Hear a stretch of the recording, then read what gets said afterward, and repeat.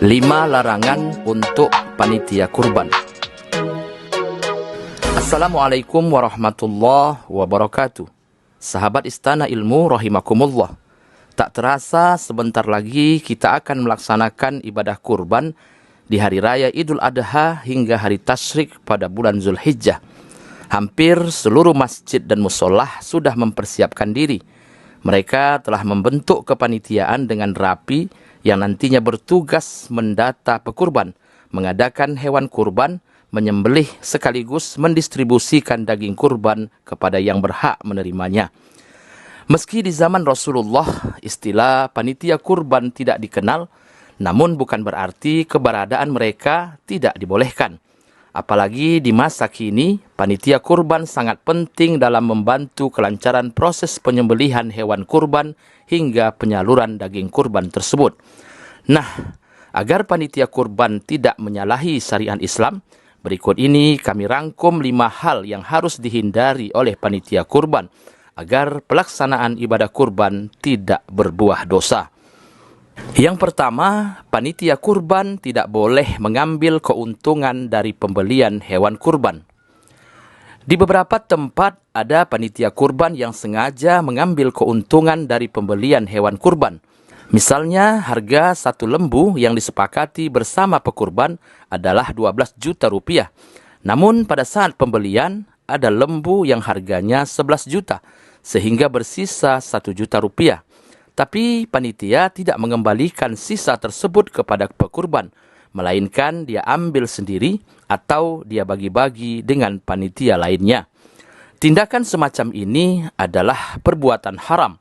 Hal ini seakan-akan panitia adalah seorang pedagang yang sedang mengambil keuntungan.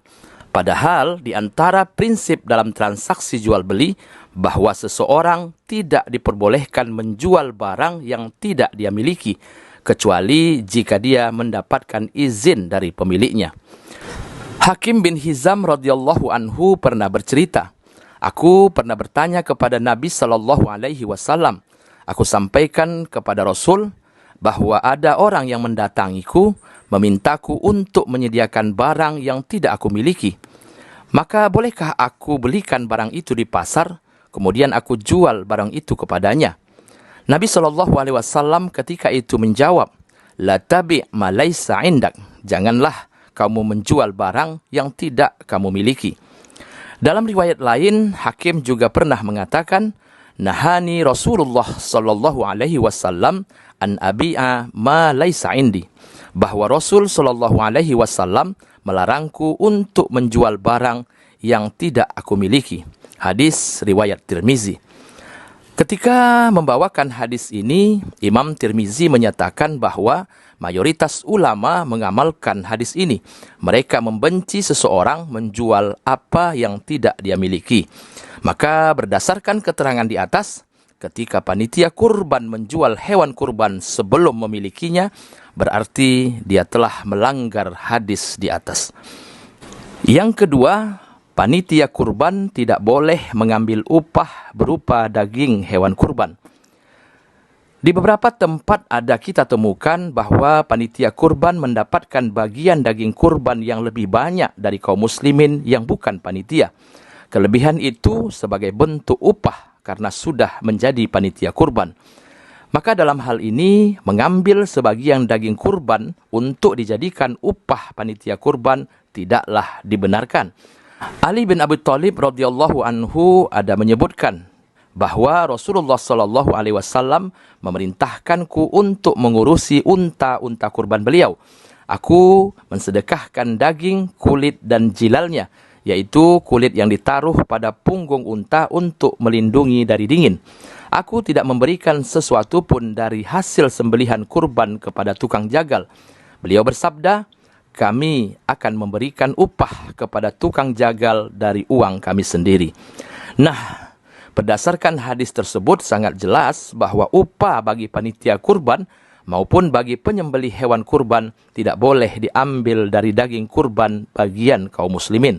Jika panitia mau diupah, maka pekurban atau sahibul kurban haruslah menyediakannya sendiri, baik itu berbentuk uang maupun daging kurban yang memang sudah menjadi bagian dari yang berkurban, bukan diambil dari bagian kaum muslimin lainnya. Yang ketiga, panitia kurban tidak boleh mengambil bagian tertentu dari hewan kurban, baik untuk dijual maupun untuk dikonsumsi. Ketika hewan kurban telah disembelih, maka seluruh bagian tubuh dari hewan kurban tersebut harus segera dibagikan sebagai sedekah atau sebagai hadiah. Imam Nawawi menjelaskan bahwa tidak diperbolehkan bagi siapapun mengambil secara pribadi atau memperjualbelikan bagian tertentu dari daging kurban, seperti lemaknya, kulitnya, tanduknya, bulunya, dan lain sebagainya. Bagian daging kurban tersebut juga tidak boleh dijadikan sebagai upah untuk panitia kurban. Semuanya harus dibagi secara proporsional. Dari Abu Hurairah radhiyallahu anhu, Nabi sallallahu alaihi wasallam bersabda, "Man ba'a jilda udhiyatihi fala udhiyatalah." Barang siapa yang menjual kulit hasil sembelihan kurban, maka tidak ada kurban baginya. Hadis riwayat Al-Hakim. Yang keempat, panitia kurban tidak boleh pilih kasih pada saat pendistribusian daging kurban. Para ulama telah sepakat bahwa pendistribusian daging hewan kurban harus tepat sasaran, yakni kepada muslim yang membutuhkan.